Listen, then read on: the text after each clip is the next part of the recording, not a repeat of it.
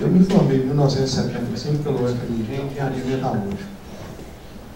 E assim, logo no início, né, logo que eu me formei, o Luiz Nassif conhece muito bem, o professor Godoy era o chefe do departamento e, junto com o professor Falcone, eles me contrataram como professor. E eu acho que eu fiz uma carreira acadêmica, assim, toda certinha, né? Quer dizer, primeiro eu fiz o mestrado, meu orientador foi o professor Falcone, em modelamento matemático de processo de redução de elétrica, que o controle conhece bem, né? Depois o próprio professor Falcone, que sempre foi um guru assim, na minha vida profissional, ele falou assim, agora você tem que fazer o doutorado, e para fazer o doutorado você vai fazer na melhor universidade do mundo. E até na época eu fiquei meio assustado, falei assim, Falcone, eu não dou conta. Não, você tem que fazer o doutorado do MIT.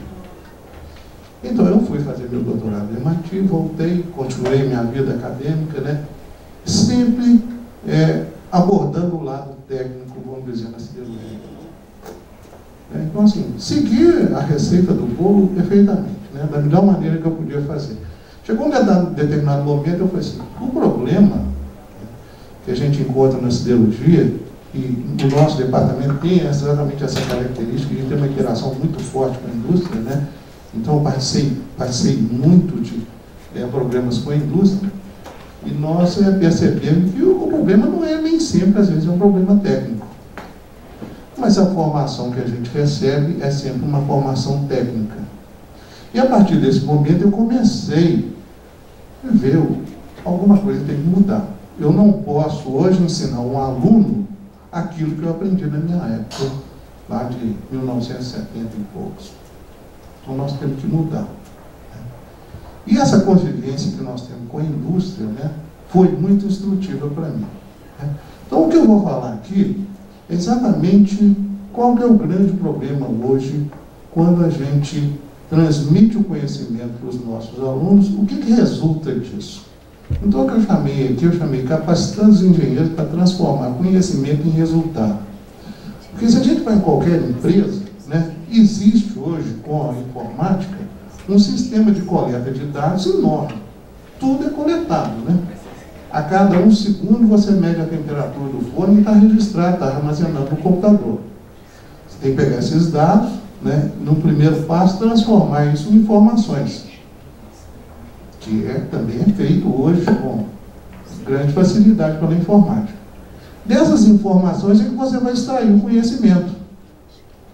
Mas o conhecimento por si só não vale nada. De conhecimento o mundo está cheio, né? Como se diz, de boas intenções, o mundo está cheio também, né? O que nós temos que fazer agora é como transformar esse conhecimento em resultado para a empresa. O que eu tenho visto, assim, pelas minhas andanças pelas empresas todas, é que as empresas estão cheias de conhecimento. Eu até brinco, né?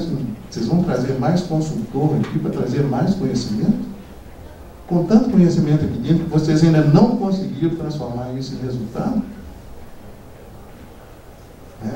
Então eu acho que o que nós temos que fazer hoje é pegar todo esse conhecimento que já existe, não precisamos de ficar criando, né, coisas do outro mundo.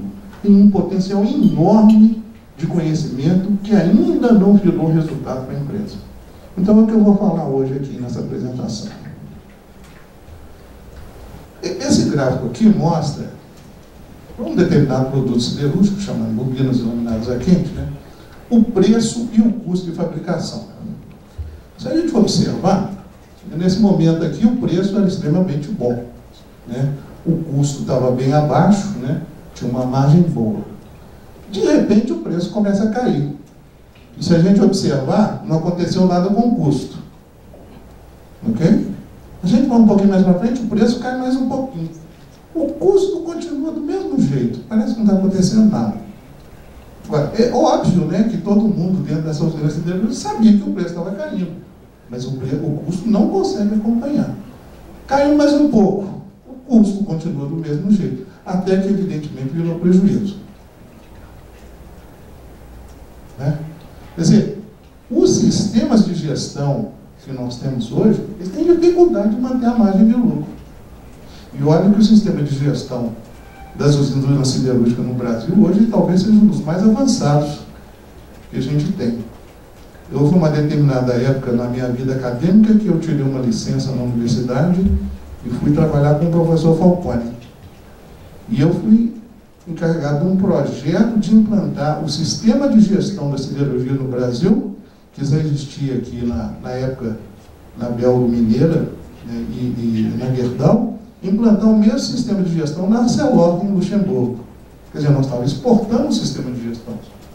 Então não era um sistema de gestão, falando assim, atrasado, desatualizado, etc. Mas mesmo assim, né, a gente não consegue acompanhar a margem de lucro. Se a gente vê esse gráfico aqui, os preços de alguns produtos siderúrgicos, o que está acontecendo? Né? Oscilações de preço sempre existiram. Mas nos anos anteriores, essas oscilações elas eram menos frequentes e de intensidade muito menor do que acontece hoje. Nós tivemos ali no finalzinho da curva ali a crise de 2008, né? E vocês vão vendo que a continuação do gráfico ali está tendo outra oscilação. Quer dizer, o que está acontecendo? As oscilações de preços estão ficando mais frequentes e mais intensas. Se lá em 1990 e pouco a gente não conseguia acompanhar as oscilações de preço, imagina hoje. Eu acho que um dos grandes problemas que existe é uma falta de diálogo que existe dentro da própria empresa. Se a gente pegar lá os administradores, eles estão sempre focados no que a gente chama dos indicadores fins. Né? Como o Marcos disse bem ali, é o resultado financeiro que interessa. Então, os administradores eles estão sempre focados nos indicadores fins. É o EBITDA. Né? E, por incrível que pareça, eu dou uma disciplina na universidade que fala da parte financeira, e eu sempre faço uma pesquisa nos alunos. Quem sabe o que é EBITDA? Quer dizer, tem muito engenheiro saindo da universidade sem saber o que é EBITDA. E é o principal indicador da empresa. Né? Então, os administradores estão sempre falando dos indicadores fins, né? E o chão de fábrica, onde as coisas realmente acontecem, e o resultado vem do chão de fábrica, não é da discussão dos administradores, eles falam outros indicadores, que eu chamo de indicadores meios. Quer dizer, lá na administração, né, o presidente da empresa está falando de EBITDA. E o cara lá no chão de fábrica que está produzindo está falando lá de quilowatt-hora por tonelada, né? E assim por diante. Quer dizer, existe uma falta de diálogo aí, né? Como que eu vou fazer com uma meta de EBITDA do presidente chegue em quem muda o resultado? Um diálogo desse eu nunca vou conseguir fazer isso. Então, eu vou mostrar aqui através de um exemplo. Esse foi um trabalho que foi feito lá na Valorec Manes, em Belo Horizonte, é um processo de fabricação de tubos. O que é o processo? Você tem aqui um bloco de aço, ele passa no meio de 2 cilindros, e quando ele vai passar no meio dos 2 cilindros, você introduz uma ponta de um material especial, e essa ponta vai perfurando esse bloco. E a partir desse que eles chamam de lupa, esse aqui perfurado, você vai continuando as etapas seguintes e produz um tubo sem costura. Nesse processo, essa ponta é feita de um material extremamente caro, tem um custo muito alto, e aqui um corte transversal, você vê aqui também o que a gente chama de guia de laminação, que é para impedir que esse material, esse bloco, saia do meio dos 2 rolos do laminador. O custo com a guia e o custo com a ponta são um dos principais itens, né, no custo de produção do tubo. E apareceu, numa determinada época, um problema. Né? Assim, um problema técnico. Né? Eu coloquei a palavra técnico entre aspas, porque todo engenheiro tem mania de achar que a solução é ser tecnológica. Isso é natural. Né? Você ensina tecnologia para ele, você dá todas as ferramentas tecnológicas para ele, ensina termodinâmica, né? Ensina transferência de calor. Né? Ele acha que com aquilo que ele conheceu, ele resolve todos os problemas. E nem sempre o problema vai ser técnico. Então, nesse caso específico, qual que era o problema? Os gastos elevados com as guias, né, de laminação e as pontas. Aí, o engenheiro, de cara, ele pensa o seguinte, ó, a solução é o seguinte, aumentar o desempenho das guias e das pontas. Ou seja, produzir mais com a mesma guia e com a mesma ponta. Ok? Como é que eu meço esse desempenho? Né? Então, lá no caso específico, o pessoal já tinha um indicador que era tonelada laminada por guia. E para as pontas é o número de blocos perfurados com a ponta. E todo mundo corria atrás disso aqui. Vamos melhorar esse desempenho. E o que que acontecia? Então, gráficos são dados reais, né? Em que eu tenho aqui o custo de produção, o custo com ferramentas, as guias e pontas são as ferramentas, né? No caso específico aquele guia, o gasto com guia por tonelada produzida e o indicador de desempenho que eles tinham, que eram as toneladas laminadas por guia. É claro que existe uma tendência a melhorar o desempenho, é claro que eu estou resolvendo o problema, estou baixando o custo. Mas se eu pegar esse caso, esses dois casos especiais aqui, olha, 254 toneladas laminadas por guia com um custo de 41 centavos. E aqui 553 toneladas, eu dobrei o desempenho, mas o custo multiplicou por 5.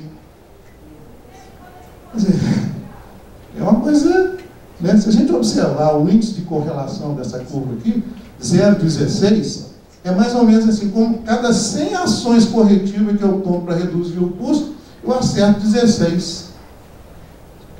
Vocês estão vendo por que aquela curva de custo não muda? Tem uma inércia tão grande? Você tem que fazer um esforço enorme para poder ter algum resultado. Quer dizer, o nível de correlação que existe entre os indicadores técnicos, que são os indicadores meios, né?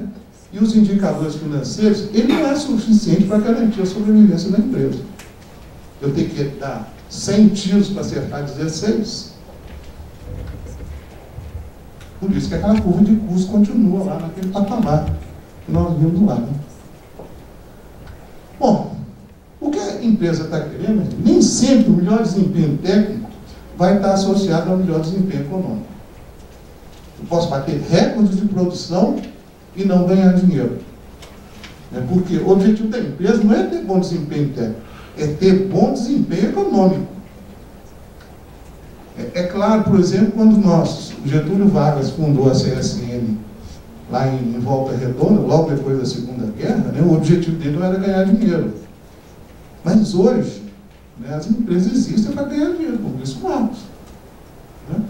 Quer dizer, para atingir um bom desempenho econômico, eu tenho que aprender agora a associar o conhecimento técnico com o resultado. Eu tenho que aumentar a eficácia das minhas ações corretivas. Eu tenho que fazer 100 ações e, se possível, acertar umas 99. Como é que a gente faz isso? Nós, lá na universidade, um aluno de mestrado, ele desenvolveu junto comigo um método que eu chamei método de análise de custo e produtividade. Esse método, na verdade, ele pega o seguinte, ele pega todas as causas do custo e associa elas através de indicadores. Então, nesse caso específico aqui, nós pegamos um indicador que interessa. O indicador que interessa é o real por tonelada. Esse é o indicador fim. Eu nunca vou atuar no indicador meio.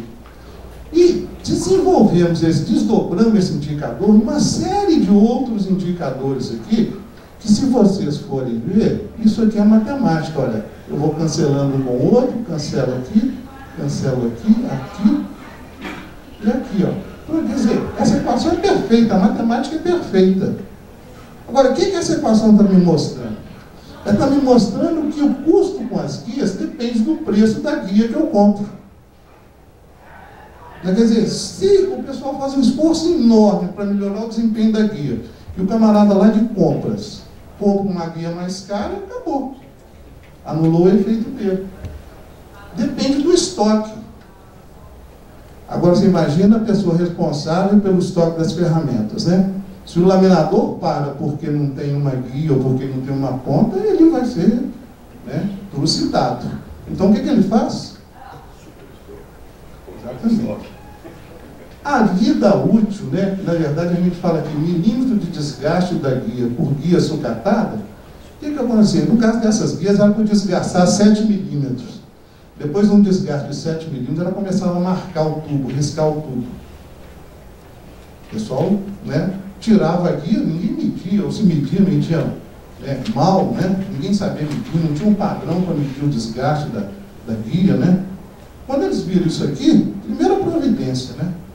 Vamos fazer, vou colocar uma mesazinha do lado do laminador, tira a guia, prende ela com uma presilha, vem com um paquímetro, mede, todo mundo mede igual. Aí vocês pegavam guias que tinham um desgaste de 3 milímetros e jogavam fora.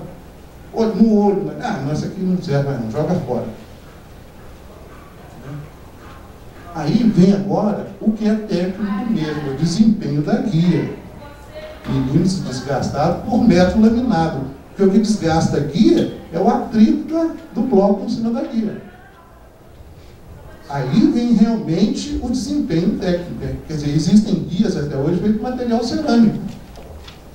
Custa uma fortuna. Agora, ao mesmo tempo, eu posso usar um aço carbono bem barato, que vai ter um desempenho menor. Mas pode ter um custo muito mais baixo, né? E tem outros fatores, por exemplo, o mix de produção é um fator que o camarada lá na operação não tem controle nenhum, depende do pessoal de vendas. E depois, por último aqui, vem o rendimento metálico, quanto que eu tenho de produto por cada tonelada de bloco que eu laminei.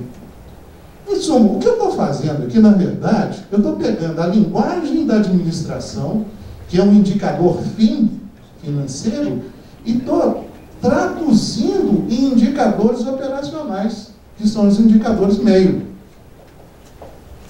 E agora aqui eu tenho uma visão sistêmica, né? Você vê que o custo não depende só do desempenho, como o engenheiro gostaria que fosse, né? Depende do comprador, depende do pessoal de vendas, né? É claro que tem um componente técnico aqui, mas é um problema muito maior do que um problema puramente técnico, né? Nesse caso aí, nós escolhemos um novo indicador para colocar lá para o pessoal no chão de fábrica, que em vez de guias, toneladas por guia, nós colocamos reais gastos com guia por metro laminado. E se a gente observar agora aqui, o coeficiente de correlação aqui, ó, 0,98. Quer dizer, eu posso usar uma guia de aço carbono baratinha, depende do desempenho dela. Ela laminou tantos metros, eu vou lá, ela custou barato, mas ela laminou pouco também. Uma guia de material cerâmico custa caro, mas ela lamina muito mais. Esse é o indicador que interessa. É isso que interessa. Agora, gente, eu estou dando 100 tiros, estou acertando 98.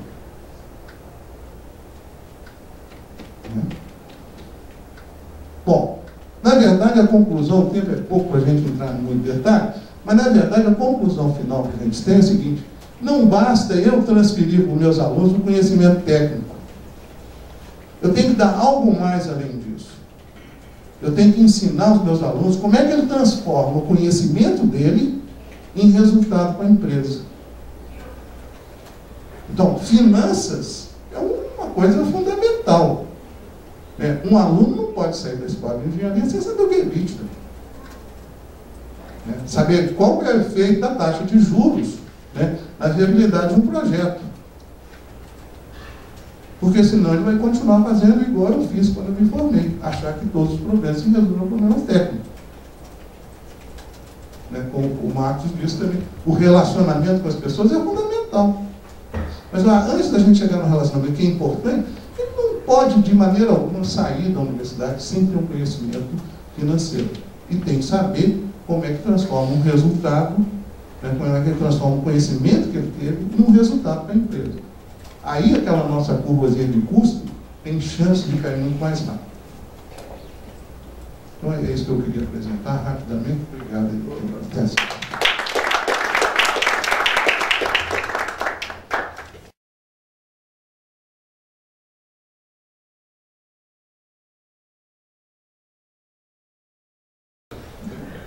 Bom, aqui pelo que nós vimos aí, você tem...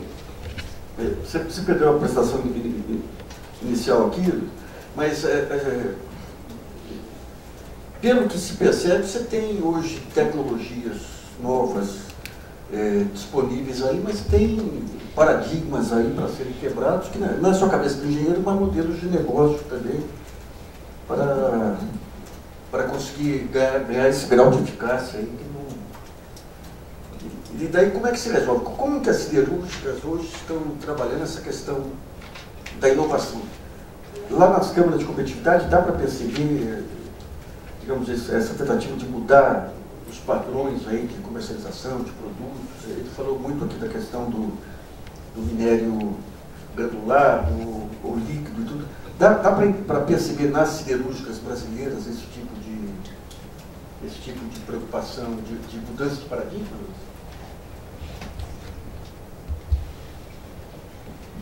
Luísa, nas câmaras a gente não consegue perceber isso claramente, porque nas câmaras a gente está discutindo políticas públicas, né? Mais do que iniciativas empresariais, internas e suas estratégias específicas, né? Mas se olharmos como as siderúrgicas lidam nas suas cadeias produtivas e como elas têm buscado nas estratégias de relacionamento com o BNDES, com o FINEP, com agentes financiadores de inovação, sim. Né? Porque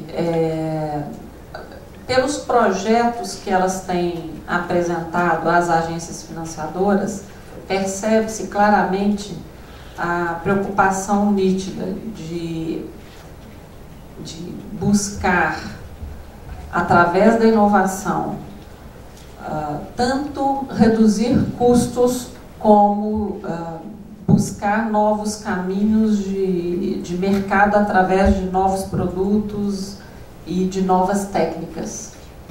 Né? Então, a gente percebe isso mais como governo, né? A gente percebe isso mais nas demandas por apoio a projetos de inovação e desenvolvimento tecnológico. Né? Então, temos percebido, sim, a enorme preocupação. Não estamos falando aqui de indústrias como de software, TI, eletroeletrônica, cuja inovação ela é a alma do negócio, é o negócio da empresa mesmo, do setor. Né? Mas estamos falando de um setor que, para ter aumento de competitividade e para entrar em novas cadeias, precisa sim, e crescentemente tem feito, esforços de inovação. E aí, um outro elemento aqui de custo, né, produtividade, né, que é fundamental. Já não estamos falando de inovação de produto, mas de processo, que as empresas precisam fazer e estão atentas, estão muito preocupadas, sim.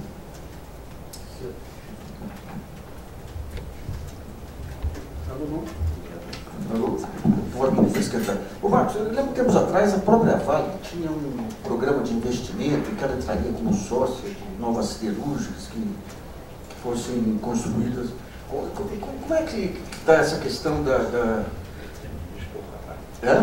Não, fica só entre nós e a internet. Não, é claro, eu não posso falar pela Vale. Eu queria fazer um parênteses antes de perder essa belíssima apresentação do minério, para dizer que eu acho que o minério pegou um micro, com esses exames de sangue agora, que pega uma gota de sangue de tudo. Olha, o alto forno foi a mesma coisa. Lembra? O que nós temos que fazer? Aumentar a produtividade. E tome de CAPEX. E o CAPEX, não é? Então você, como alto forno, você fez um caminho inacreditável. Você foi cada vez para um corte mais caro, cada vez para um corte maior. Porque o que interessa é tonelada por metro cúbico de volume útil. Não é? Você lembra disso? É um indicador de... O chão de fábrica, não era aí do chão de fábrica. E é uma coisa lá em cima. E hoje, o que foi... Se o Tecnoeletro tiver o sucesso que eu espero, ele foi o contrário. Eu brincava e dizia, é o único processo de tecnologia que foi desenvolvido por economista. Por quê? Porque não vale pensar em capex elevado. Ah, mas se a gente fizer... Não, isso aí é muito caro. Você está entendendo? Então, realmente, eu acho que a chave de tudo está aqui, nessa questão. Exatamente o que ele colocou. É válido para a Kia e coisa do mandril do Seamless Pipe, mas é válido para o alto forno. Quer dizer, isso é um fenômeno que precisa ser recomposto. Quando eu me indispus para o alto forno, eu brinco com o Gabriel, nós éramos professores de alto forno, né? Eu digo, Gabriel, eu não tenho mais, como é que é o nome, condições éticas de ensinar alto forno, porque eu acho que precisa mudar. Aí eu peguei uma cadeira exatamente, cadeira de planejamento de projeto, que eu ensinava era a equação econômica, eu me lembro que um exemplo que eu dava, meu exemplo favorito, negativo, era a Suminas, no tempo da Cinebrás, que um projeto que os coreanos fizeram, uma coisa muito parecida com, me lembro do número na época, $850, $1.200, ou $1.000 a tonelada ano, e essa Suminas já estava em $6.000 tonelada ano. Né? Que tinha sido tudo ao contrário, deixaram de fazer, não vale aqui falar. Mas a importância dessa coisa absoluta, isso foi muito trazido pela Federal de Minas Gerais, a capacidade de trazer, o Tom Cabral está aí para mostrar isso tudo, né? E a necessidade que permanece, quer dizer, de puxar uma coisa para outra. Agora, sem me indispor com a Lara, até porque eu tinha dito aquilo que eu falei, posso falar pela Lara, falo pela PUC, falo até quase que por mim próprio. A nossa visão é muito clara, eu repito isso há 10 anos. Tem que quebrar aeromaking e steelmaking. Eu desenvolvi uma ideia, com toda liberdade, melhor do que tomar participação de capital num projeto siderúrgico, top to bottom, começa no minério e acaba lá na chapa, na bobina quente, por exemplo, ou até mesmo na placa, ou no semi-acabado, que vai ser o caso do P100, a placa, que é o caso da CSA, tomar alguns. Essa tecnologia, a nova tecnologia, e até a mesma nova maneira de pensar a siderurgia, vai dar uma opção, que é a seguinte, eu dizer, ó, eu não quero entrar no teu negócio siderúrgico, eu quero ser teu fornecedor de metal líquido, eu quero slash down, como se diz em inglês, eu quero matar a parte mais cara do teu investimento e você não precisa, basta ter um bom contrato de fornecimento, nem precisa ser meu sócio, e eu te forneço metal líquido. O que acontece? Toma aí agora uma CSA ou uma usina de $1.000, $600 a tonelada é a parte até o metal líquido. É como se você entrasse com 60% do capital. Você passa a ser fornecedor de metal líquido, ele resolve o problema dele com $400 a tonelada, se concentra no seu core business. O core business dele não é fazer ferro, muito menos fazer minério, né? A gente viu, o pessoal correu para comprar mina, porque ficou caro. Daí é que no teu primeiro bloco, aquele verdade da gestão superior, né? Quando se você desse mais um passo para a esquerda, aqui o fundo de chão de fábrica aqui, a visão estratégica não deveria deixar uma usina botar $1 bilhão para comprar uma mina, não é? Se passou, quer dizer, vamos perder um pouco, vamos dizer assim, você que teve muito contato com a cultura americana, os americanos permitem que você critique tudo, é só ser educado, não é? Só não vai ser mal educado, mas aceita. Vamos criticar isso. Será que tinha sentido comprar minério, comprar mineração? Então, na verdade, eu acho Agora estou falando uma posteriori.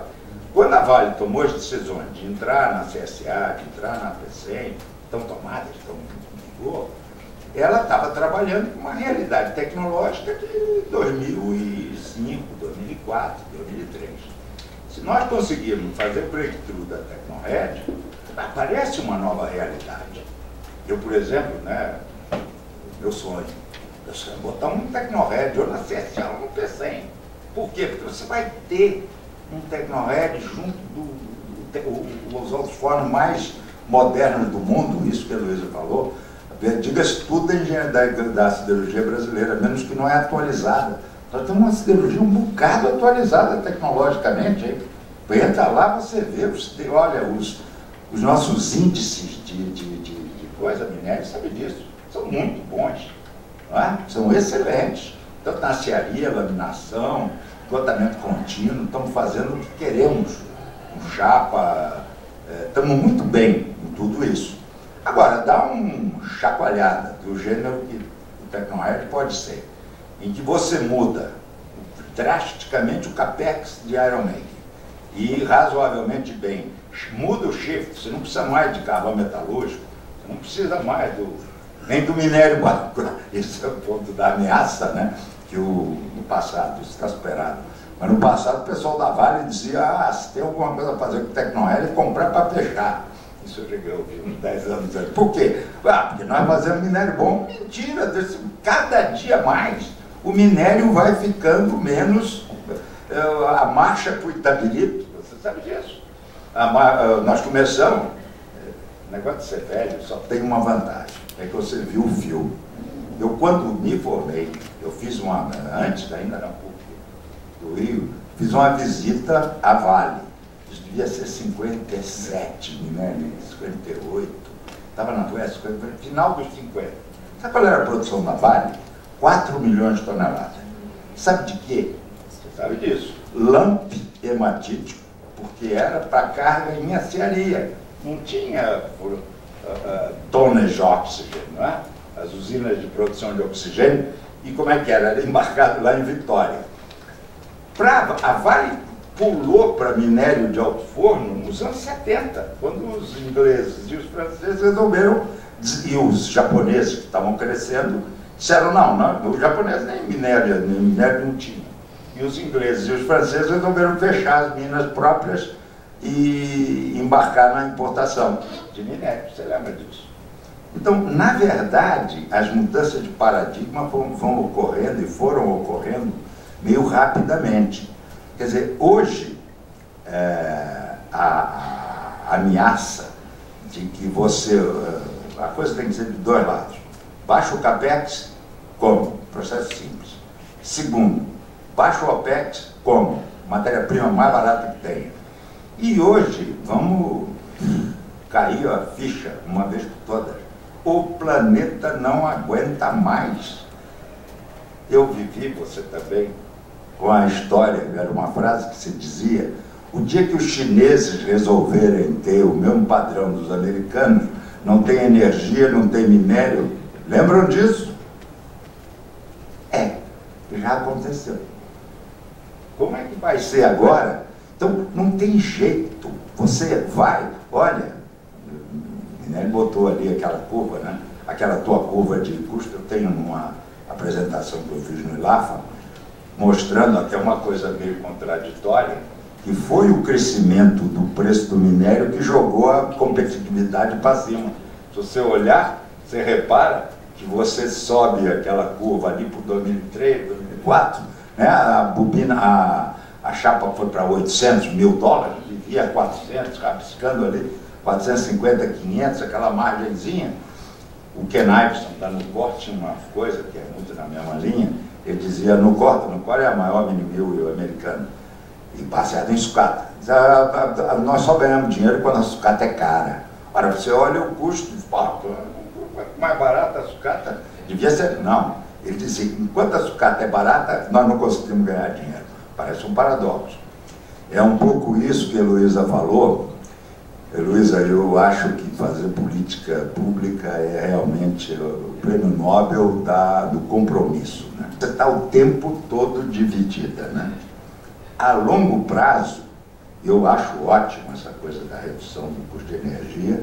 Nos Estados Unidos, sabe disso agora, uma técnica de extrair gás natural está fazendo o gás natural desabar. Né? O preço do gás natural nos Estados Unidos caiu gigantescamente de um ano para cá.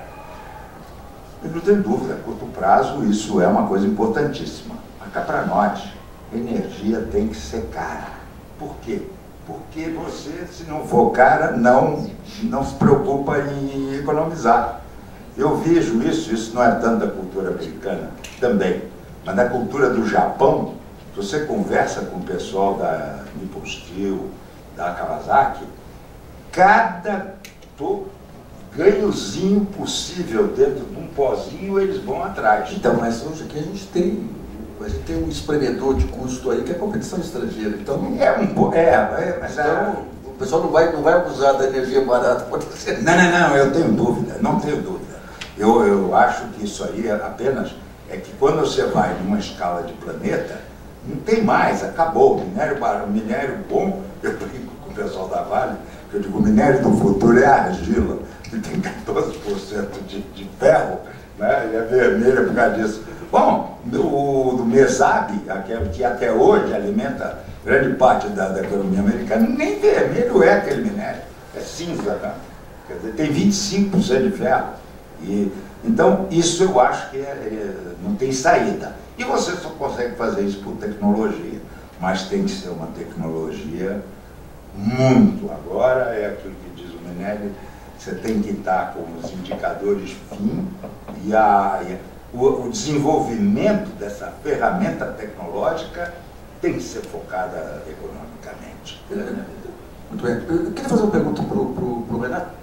Outro dia eu estive com o professor Falcone, ele está empenhado aí numa mudança de paradigma dos cursos de economia, de engenharia e tudo. É mais ou menos dentro dessa linha que você está. Eu queria que você explicasse um pouquinho mais aí. Eu acho que nos últimos anos aí, a participação do professor Falcone e do professor Godoy lá no departamento de metalurgia levou muito assim, a uma quebra de paradigma mesmo, em que a gente estava sempre muito preocupado no ensino técnico, né? E por incrível que pareça, eu acho que é uma coisa natural, né? Em que você ensina termodinâmica, ensina transferência de calor e tudo, e as pessoas têm uma tendência muito grande de usar aquilo que eles sabem. Dá uma ênfase muito grande naquilo que eles sabem. Aquilo que ele não sabe, ou tem uma ligeira noção, né? Ele não usa.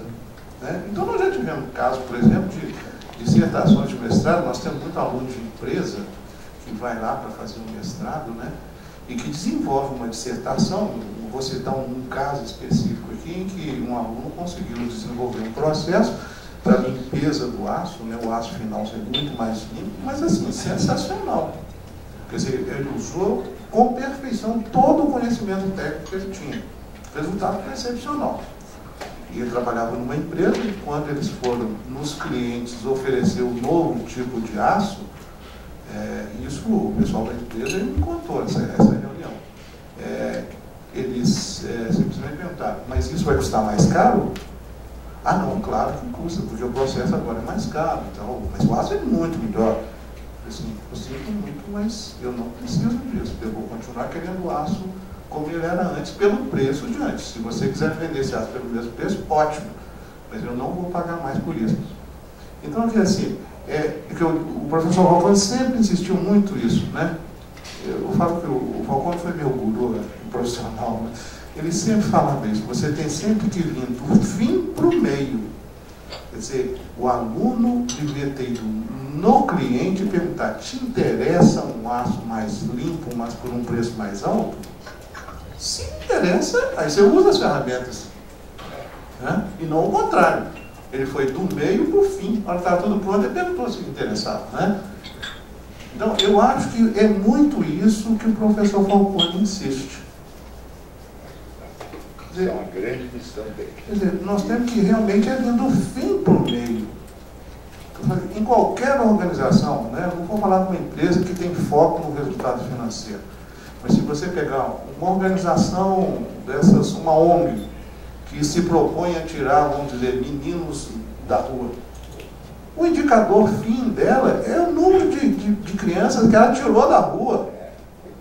Então você tem sempre que definir muito bem qual que é o seu indicador fim. Agora, o que você está dizendo é que, depois de tantos anos aí de programas de qualidade e tudo, as siderúrgicas ainda têm esse descasamento entre o meio e o fim? O que eu falo é o seguinte, né? Nós que somos mais antigos, nós podemos falar. Existia um programa do Jô Soares, antigamente, que ele fazia um papel, um programa humorístico do Jô Soares, que ele fazia um papel do seu Marmitão. Não sei se você lembra disso. Lembro, claro. O que era o quadro do seu Marmitão? Era uma empresa, uma mesa comprida, os dirigentes da empresa todos sentados na mesa, né?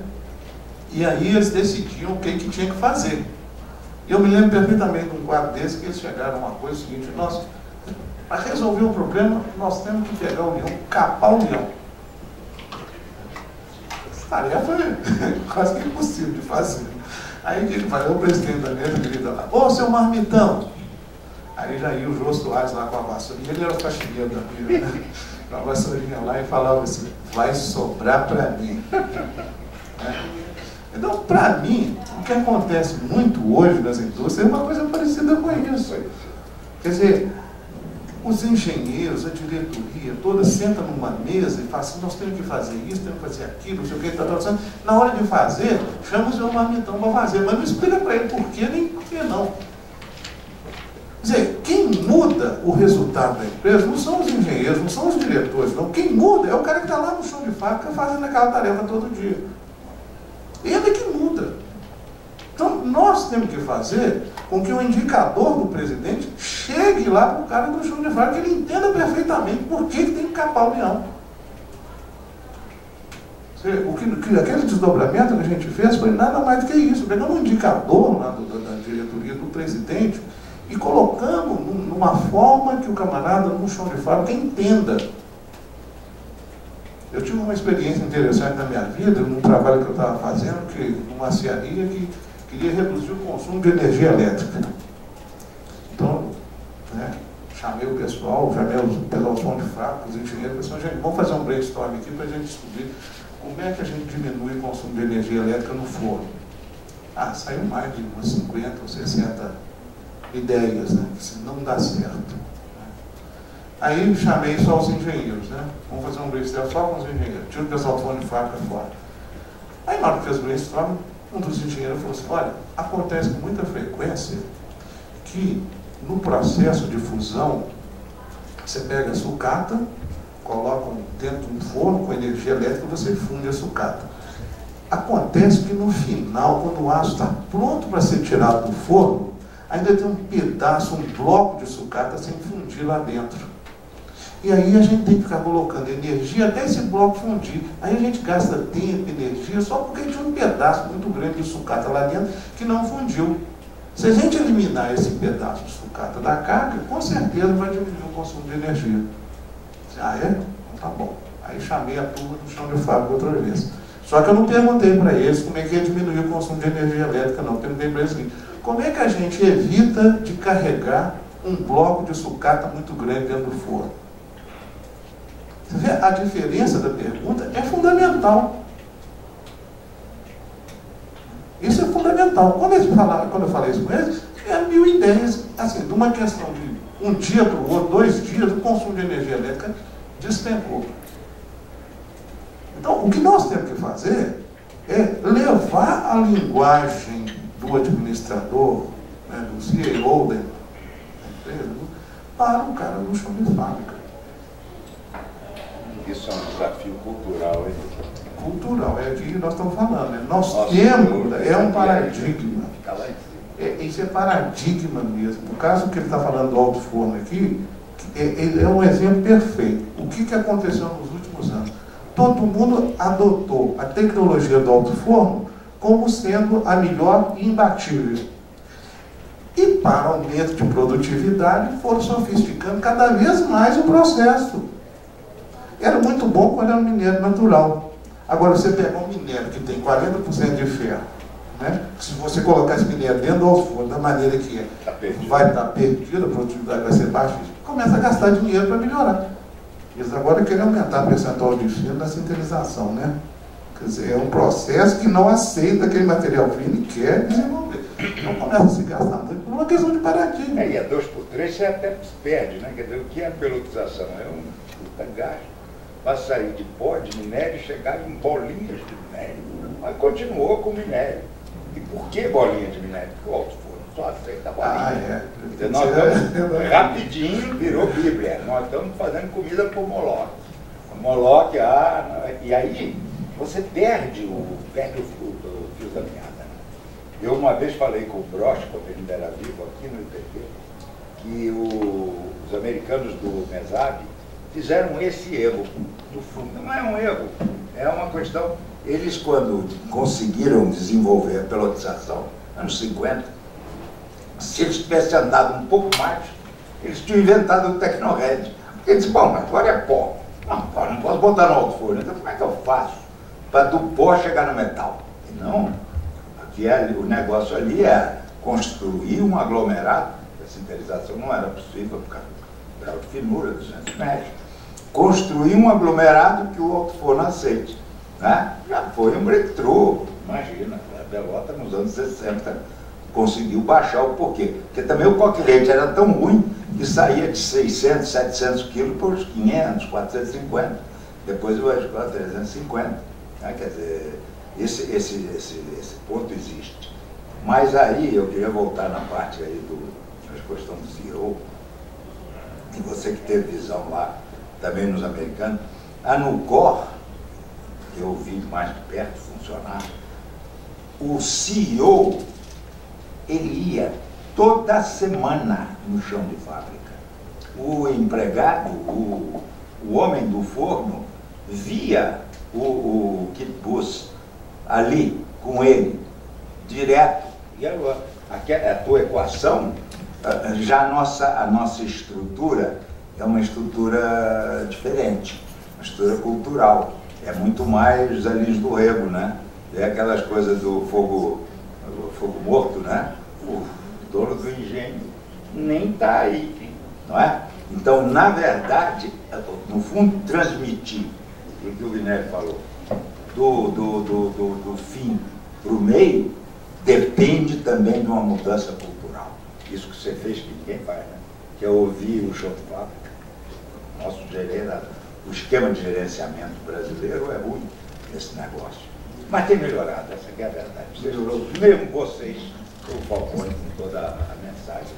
Bom, nós construímos aí um bom conteúdo aí para ampliar a discussão. Depois esse material todo ele vai ficar disponível, os vídeos, no Brasilianos, e a gente vai tentar ampliar a discussão a partir de lá, que agradecer muito a Heloísa, o Marcos e o Renato. Eu acho que temos aí uma boa dose de conteúdo aí para colocar na internet, sempre lembrando que com as redes sociais, hoje a maior parte do conhecimento especializado ele transita em e-mails, em fóruns de discussão. Agora a gente precisa dar visibilidade política a isso, para que o país pegue essa bandeira aí do desenvolvimento, do crescimento, do investimento, que garante a melhoria da população e tudo, e transforme em política de Estado mesmo, como está sendo tentado agora. Então esse material vai ficar em rede social, vai ficar dentro das nossas salas temáticas lá para ampliar a discussão. Queria agradecer muito aos senhores, agradecer aos senhores também, dando por encerrado aqui.